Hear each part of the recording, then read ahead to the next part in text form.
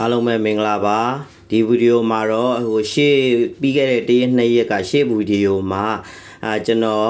Alpha Binance Alpha မှာဝယ်ခဲ့တဲ့ Grass Coin ကအခုဈေးတက်နေပါပြီအဲ့ဒါကိုကျွန်တော်ပြန်ရောင်းထုတ်ပြပေးမှာဖြစ်ပါတယ်အခုဒါ Binance တဲ့ကိုဝင်မယ်ဝင်ပြီးတော့ Alpha ကိုသွားမယ်အခု Grass ကိုရောက်ပြီးဆိုရင်ကျွန်တော်ကရောက်မှာပါဝယ်မှာမဟုတ်ပါကြောင့်10အနီရောင်ဘက်ကိုသွားမယ်ပြီးတော့ဒီမှာကိုရောင်းညင်တဲ့ဈေးကိုပြင်မယ်အခုဘယ်ဈေးပေါက်နေလဲဆိုတော့ဒီမှာနှ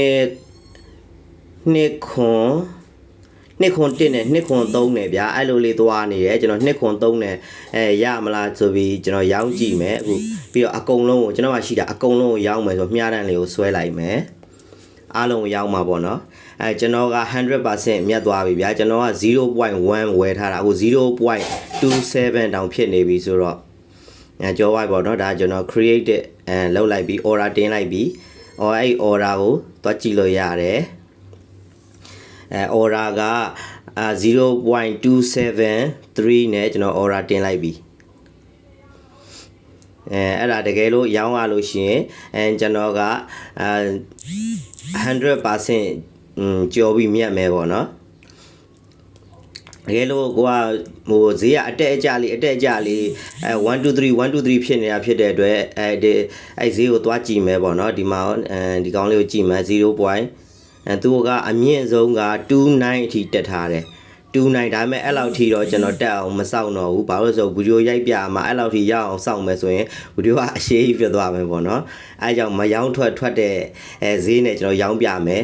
ကျွန်တော်တို့လိုက်ရောင်းကြမလို့နော်ကိုကစောင့်နိုင်ရင်ကိုကအမြင့်ဆုံးဈေးကိုစောင့်ပြီးရောင်းလို့ရတယ်အဲ့ဒီဈေးကြမှာရောင်းမယ်ဆိုပြီးတော့ limit လောက်ထားလို့ရတယ်ဒီဆဲရဲ့အောက်လေးမှာ limit ဆိုတာရှိရလေအဲ့ limit နဲ့အဲ့ကိုရေးထားတဲ့ဈေးကိုရောက်မှာပဲသူကရောင်းထုတ်မှာမရောက်မချင်းသူမရောင်းဘူးပေါ့နော်အခုကျွန်တော်စောင့်မယ်alpha မှာအဲ့လိုရပါတယ်အများကြီးဝယ်ကြမလို့ 0.1 လောက်ကို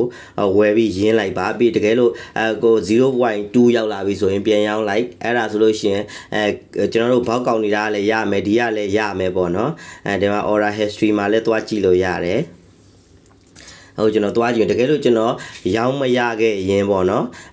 3နဲ့မထွက်ဘူးဆိုရင်ကျွန်တော်ထွက်တဲ့ဈေးနှုန်းထိကျွန်တော်လိုက်ဆင်းမယ် 0.271 ပေါ့ဗျာအဲ့လိုထိဒီဗီဒီယိုမှာမထွက်တဲ့ဒီကျွန်တော်ရောင်းပြမယ်အချိန်ဘယ်လောက်ရမလဲတော့မသိဘူးပေါ့5-10မိနစ်လောက်တော့ဖြစ်မယ်အခုလဲဒီမှာ279နေပါအထိပြန်ကျနေတယ်ပြန်သူကကျသွားရင်လဲသူကမယောင်းထုတ်ပေးဘူးတက်သွားရင်လဲမယောင်းထုတ်ပေးဘူးသူကအဲ့ဒီဈေးလေးမှာနည်းနည်းကြလေးငြိမ်မှဟိုးဆိုတိုင်းရှေးကြီးတက်သွားတယ်ပေါ့နော်ကိုရေးထားတဲ့ဈေးနှုန်းကိုကြော်သွားတယ်ဆိုရင်လဲသူကမယောင်းပေးဘူးကိုရေးထားတဲ့ဈေးနှုန်းအောက်ကိုကျအမြန်ကျသွားရင်လဲသူကမယောင်းပေးဘူးအဲ့ကိုရေးထားတဲ့ဈေးနှုန်းလေးမှာနည်းနည်းလေးကြနေရတယ်အဲ့ခါမှာသူကယောင်းပေးတာcontract ပေါ့ဗျာဒါစာချုပ်ပေါ့ဟိုဘက်ကဝယ်တဲ့လူကလည်းအဲ့လိုလေးဈေးလေးငြိမ်နေမှဝယ်သလိုဒါက Binance ကဝယ်နေတာမဟုတ်နော် Binance ကရောင်းနေတာမဟုတ်ဘူးကျွန်တော်လိုပဲလူတယောက်ရှိတယ်ဘယ်နိုင်ငံကလဲဘာလူမျိုးလဲဘာဘာသာလဲကျွန်တော်မသိဘူးသိစရာလည်းမလိုဘူးအဲ့ဒီလူတယောက်ကကျွန်တော်ရောင်းနေဟာကိုဝယ်တာအဲ့လိုမျိုးပေါ့သူရောင်းတဲ့ခါကျလဲကျွန်တော်ကဝယ်တယ်ကျွန်တော်ရောင်းတဲ့ခါလဲသူဝယ်တယ်အဲ့လိုရောင်းလိုက်ဝယ်လိုက်ကလူတယောက်နဲ့တယောက်နဲ့လုံနေကြတာအဲ့ဒီအောင်မှာ transaction fee တွေကိုမှ Binance ကယူတာပါBinance ကဒီ coin တွေကိုတခုမှမရောင်းပေးပါဘူးဝယ်လဲမဝယ်ပေးပါဘူးဒါရှင်းအောင်ပြောပြတာပေါ့နော်အခုဒီမှာကျွန်တော်သိမရောင်းအောင်နည်းနည်းကြားတယ်ဆိုလို့ရှိရင်ကျွန်တော်ဒီကောင်ကိုကယ်ဆယ်လုပ်လိုက်မယ်ပေါ့နော်ကယ်ဆယ်လုပ်လိုက်မယ်ကယ်ဆယ်လုပ်ပြီးကျွန်တော်ကဈေးနှုန်းအသစ်နဲ့ပြန်လုပ်မယ်ဆိုရင်ဒီမှာဘာလို့လဲဆိုတော့ဒီမှာဈေးနှုန်းကတက်လိုက်ကြလိုက်လေမငြိမ်ဘူးဖြစ်နေလို့ဘယ်မှာငြိမ်မလဲဆို270လောက်မှာသူကငြိမ်နေ273မှာအဲ့လိုကတက်လိုက်ကြလိုက်ဆိုလို့ရှိရင်ထွက်မှာရောင်းထွက်မှာမဟုတ်ဘူးပေါ့နော်ကျွန်တော်အဲ့ကြောင့်271ကို271နဲ့ရောင်းမယ်3ထိကျွန်တော်မစောင့်တော့ဘူးပေါ့နော်ဘာလို့လဲဆိုတော့ကြည့်ရလူလဲမြန်ကြည့်လို့ရအောင်လို့ပေါ့နော်ဒါကိုကျွန်တော်ကယ်ဆယ်လုပ်လိုက်မယ်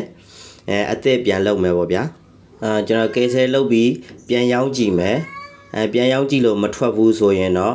271နဲ့ရောင်းမယ်လောလောဆယ်အခုနဒါကယ်ဆယ်လုပ်လိုက်မယ်ပေါ့နော်အခုနရောင်းတဲ့နီးတိုင်းပြန်သွားမယ်ပေါ့ဗျာ273နဲ့ကျွန်တော်ပြန်ရောင်းပြမယ်27332အဲ့လောက်ကတော့တက်လိုက်ကြလိုက်ဖြစ်နေလို့ဟုတ်ပေါ့နော်ဒီမှာ 27ရဲ့နောက်ကကဏ္ဍတွေရောအကုန်ဖြတ်လိုက်မယ်ပြီးတော့273နောက်မှာဆိုအားလုံးကဒါ0ဖြစ်သွားပြီပေါ့နော်ပြီးရင်ကျွန်တော်ကအားလုံးရောက်မှာဖြစ်တယ်ဒီမှာ all ဆိုလို့ရှိရင်2749ရမယ်အဲ့ဒါကိုကျွန်တော် order ထပ်တင်မယ်တကယ်လို့ဒီတစ်ခေါက်မရောင်းအောင်ဆိုလို့ရှိရင်271အထိကျွန်တော်ဆင်းပြီးရောက်မယ်271ဆိုရင်ပြောပေါ့ဗျာအဲ့ဒါဘာဖြစ်သွားလဲဆိုတော့001ပေါ့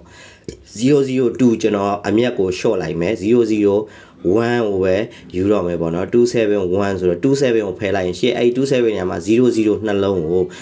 003နဲ့ကျွန်တော်မရောက်တော့001နဲ့ရောက်မယ်ပေါ့အဲ့လိုမျိုးစဉ်းစားလိုက်တာဒီဘက်ကအနီတွေကအစိမ့်လေးတွေကတွေ့လာအဲ့ဒါလေးတွေကအယောင်အဝယ်ဖြစ်ပြီးသားဟာတွေပါအဲ့ဒါကိုဒီမှာသွားကြည့်လို့ရတယ်ဒါ order book ဆိုတဲ့နေရာပေါ့နော်ဒီမှာအစိမ့်ကဝယ်နေတဲ့လူတွေအနီရောင်ကကြတော့ဒါသူတို့ရောင်းနေကြတဲ့လူတွေပေါ့နော်ဒီမှာ271ထိကြာနေပြန်ပြီကျွန်တော်3နဲ့ရောင်းတဲ့အချိန်မှာအဲ့မှာဒီမှာဆိုရင်limited transaction ဆိုတဲ့နေရာကိုသွားကြည့်မယ်သွားကြည့်လို့ရှိရင်ဒါအယောင်အဝယ်ဖြစ်သွားတဲ့ဟာတွေပေါ့နော်သူဒီအနီတွေဆိုလို့ရှိရင်ဒါရောင်းသွားတဲ့လူတွေအစိမ်းရောင်တွေကဒါဝယ်သွားတဲ့လူတွေဒီဘက်က my balance ကတော့ဒါကျွန်တော်ရဲ့ဟာပေါ့ကျွန်တော်ရှိတဲ့ဟာဘယ်လောက်ရှိလဲဆိုတော့ကျွန်တော်ကတစ်ကွိုင်းရှိတယ် grass တစ်ကွိုင်းရှိတယ်လို့သူပြောတယ်အဲ့ဒီတစ်ကွိုင်းကိုဒီမှာကျွန်တော်ဒါအယောင်လောက်ထားတဲ့အဝယ်လောက်ထားတဲ့စရင်းတွေပေါ့ဗျာအဲ့စရင်းဘောင်းချုပ်ရှိတယ်အဲ့ဒါတွေကကိုယ့်ဟာကိုစစ်ကြည့်နေတယ်လို့ကအဲ့လိုလုပ်ပြီးတဲ့ခါကျသွားစစ်လို့ရတယ်ပေါ့နော်ကျွန်တော်ကတော့စစ်စရာမလိုစစ်ပြီးသားပေါ့ဒါတွေက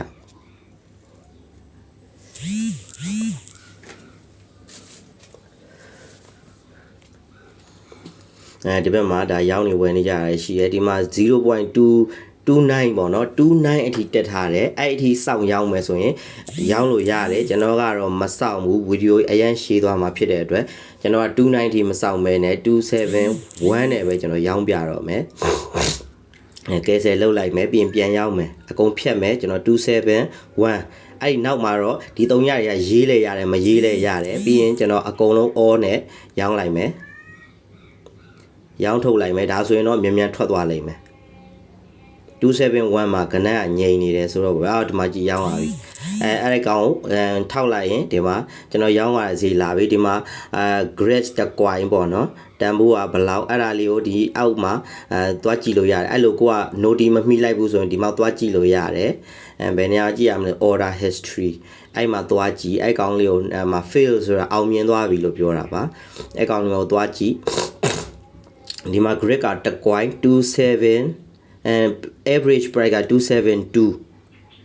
က272ရှိတယ်ပေါ့ဗျာဒီမှာshare လေးကိုပါလေးနှိပ်ပြီးတော့ကိုကသွားကြွားလို့လည်းရတယ်ပေါ့နော်ဒီမှာ Facebook Instagram Telegram ဘာညာအဲ့နေရာတွေမှာပေါ့အဲ့ကောင်တွေကြည့်လို့ရတယ်အဲ့ဒါဆိုလို့ရှိရင်ဒါကျွန်တော်ရောင်းတာအောင်မြင်သွားပြီပေါ့နော်အဲ့လိုကိုသွားပြီးတော့စမ်းပြီးရောင်းကြည့်ကြပါဝယ်ကြည့်ကြပါအခုကျွန်တော်ရောင်းလိုက်တဲ့ပတ်စံက support တွေကိုရောက်တယ်ပေါ့နော်ဘယ်ကိုရောက်လဲရှာမတွေ့ပဲဖြစ်နေမှာဆိုလို့ပါဒါ support တွေကိုသွားကြည့်ရင်ဒါကျွန်တော်ရောင်းလိုက်တဲ့ဟာကိုဒီမှာတွေ့ပါလိမ့်မယ်2.8 2.8ဆိုအရင်ကကျွန်တော်နည်းနည်းရှိသေးလို့အဲ့ဒါသွားပေါင်းမိပါလို့ပေါ့နော်အဲ့ဒါကိုကျွန်တော် finding တွေကိုရွှေ့လိုက်မယ် 0.1 နဲ့အယောင်းဝယ်လုပ်လို့ရတာ Binance Alpha တစ်ခုပဲရှိပါတယ်ကျန်တဲ့နေရာတွေမှာမရပါဘူးเนาะအဲ့ကြောင့်ကိုကလေ့ကျင့်မယ်ဆိုရင် Binance Alpha မှာသွားပြီးအယောင်းဝယ်လုပ်ကြည့်ကြပါအားလုံးပဲကျေးဇူးတင်ပါတယ်